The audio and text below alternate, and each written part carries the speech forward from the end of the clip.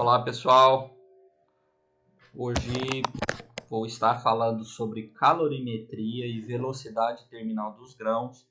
É um conteúdo dentro da disciplina de propriedades físicas de produtos agrícolas.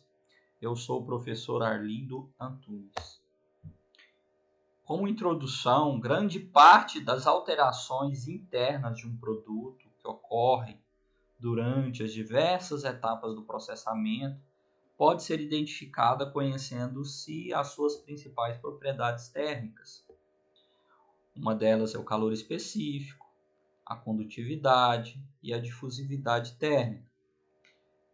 Sendo assim, esses fatores são influenciáveis durante as etapas de processamento, durante a etapa de limpeza, durante a etapa de secagem.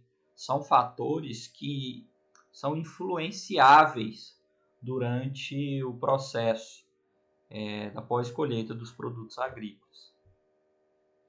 Dentro da calorimetria, um conceito importante de entendermos é a energia térmica.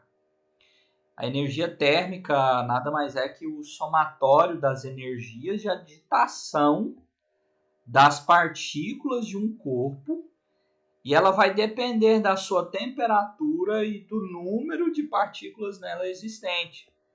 Se nós pegarmos uma vasilha, enchermos de água e colocarmos uma chama ligada ali, uma panela, automaticamente, com o aumento da temperatura, com esse calor sendo dado para essa panela, vai gerar uma movimentação nas partículas que estão ali dentro da água. E a depender dessa quantidade de agitação das moléculas ali, quanto maior a agitação, maior a temperatura dentro da água, ou maior a temperatura da água. Quanto maior essa agitação das partículas, maior também a temperatura. E outro conceito importante é o calor. O calor é uma dessas energias térmicas e ela é a energia térmica em trânsito entre um corpo com temperaturas diferentes, entre os corpos com temperaturas diferentes. Se eu pensar em unir duas chapas metálicas, uma chapa com maior temperatura do que a outra, a tendência é que haja um trânsito do material com maior calor para o material com menor calor, até que ocorra um equilíbrio térmico. O calor sensível é o calor que, recebido ou cedido por um corpo, provoca nele a variação de temperatura. Sempre que este processo de trocas térmicas estiver envolvendo variação de temperatura, logo nós estaremos tratando de calor sensível. Se não houver variação de temperatura, se a temperatura for constante, aí não é calor sensível. Aí é calor latente. Porque quando nós temos trocas térmicas, mas não temos variação de temperatura, aí vamos mudar a fase, né? Sólido para gasoso, aí consequentemente nós não estamos tratando de calor sensível. E aqui na disciplina nós vamos estar falando de calor sensível.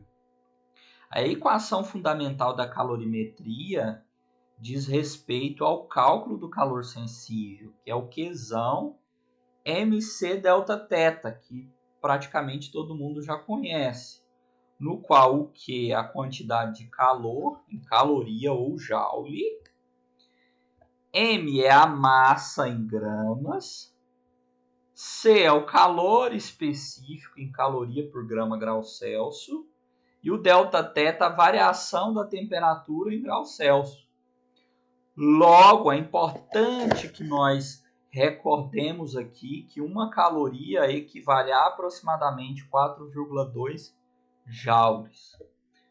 O calor específico de um material pode ser definido como a quantidade de energia térmica em joule necessária para elevar a temperatura em 1 grau Celsius por unidade de massa. Essa é a definição do calor específico. Um exemplo prático aqui. Determinar a quantidade de calor necessário para aquecer 200 gramas de água de 10 graus Celsius para 70 graus Celsius, em caloria e em joule.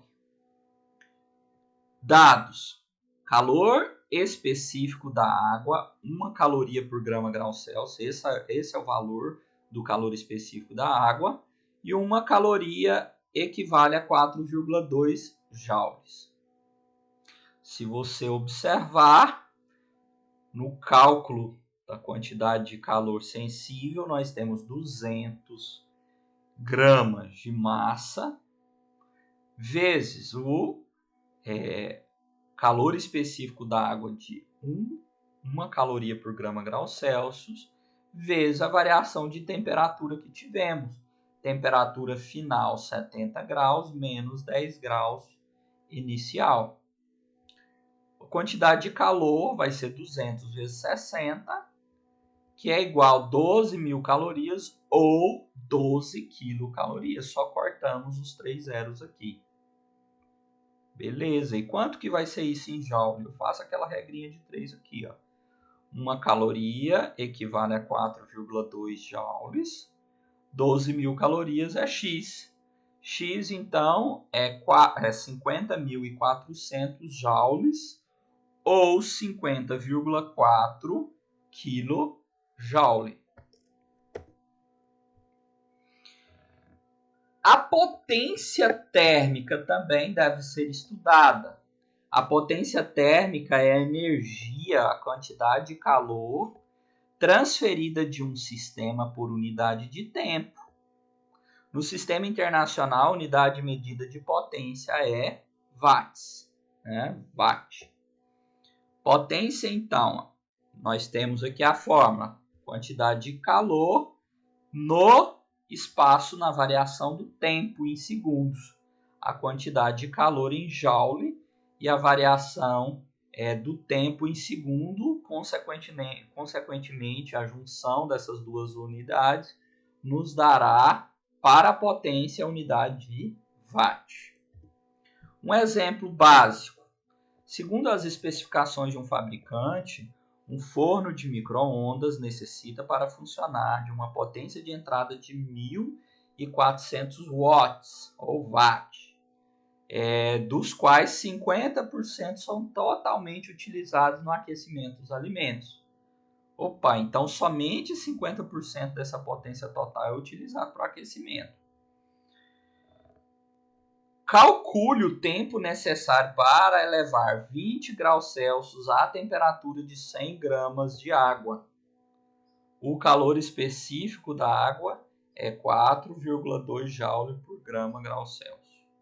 Então tá simples assim, a potência total do equipamento é 1.400 watts, no entanto, na potência útil, que é aquela que nós utilizamos, é somente metade, 50% do total, 700 watts.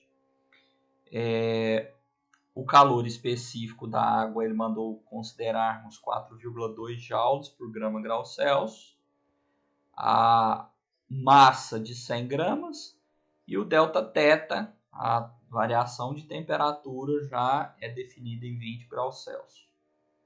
Portanto, a potência nós já sabemos que ela é a quantidade de calor dividido pela variação do tempo. Eu jogo antes da igualdade a variação do tempo e jogo no denominador o P, a potência. Nós sabemos que a quantidade de calor é mc delta θ, dividido agora pela potência. A variação do tempo vai ser 100 vezes 4,2 joule por grama grau Celsius, vezes a variação da temperatura aqui, que foi de 20 graus, dividido por 700 watt útil. Nós vamos ter o tempo de 12 segundos. O tempo necessário para elevar 20 graus Celsius a temperatura de 100 gramas de água. Então, para elevar a 20 graus Celsius em 100 gramas de água, nós demoramos 12 segundos para elevar 20 graus Celsius na temperatura da água. Agora, falando um pouquinho de velocidade terminal dos grãos. A velocidade terminal dos grãos, ela influencia diretamente no processo de separação dos grãos, nos equipamentos que compõem o sistema de pré-limpeza, de limpeza dentro de uma unidade armazenadora. No desenvolvimento de máquinas de separação, que envolvem o fluxo de ar, o conhecimento dessa velocidade terminal de um produto e das impurezas associadas a ele é de importância fundamental. E o que é a velocidade terminal dos grãos?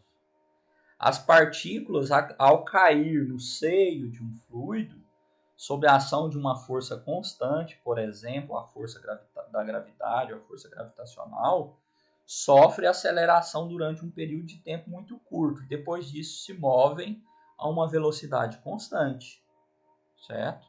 Essa máxima velocidade que as partículas podem alcançar é chamada de velocidade terminal, período de velocidade constante. E depende da densidade, do tamanho e forma da partícula, além das propriedades do fluido do campo que está envolvido ali no sistema. Como se faz, então, a determinação da velocidade terminal? Eu trouxe aqui uma imagem da metodologia utilizada pelo Rodrigues e colaboradores no artigo de propriedades físicas das sementes de sorgo granífero em função do teor de água, publicado na revista Engenharia na Agricultura em 2019. Aqui nós temos um desenho esquemático. Sempre nós utilizamos um ventilador centrífugo, colocando uma tubulação acoplada a ele, uma zona de transição aqui, no qual essa zona de transição serve para homogeneizar o ar que sai do ventilador. Se não colocarmos esse homogeneizador aqui, ele impossibilita que nós consigamos fazer uma zona de flutuação da semente de forma correta, ou do grão.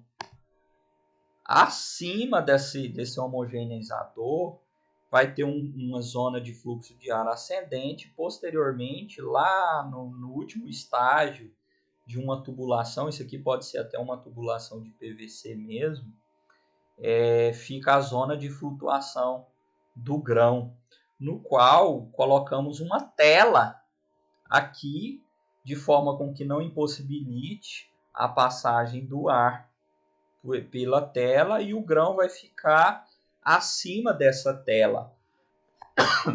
E aí conseguimos mensurar a velocidade terminal desses grãos nessa altura final do sistema de acoplamento aqui, ou do sistema como um todo, para determinar a velocidade terminal dos grãos.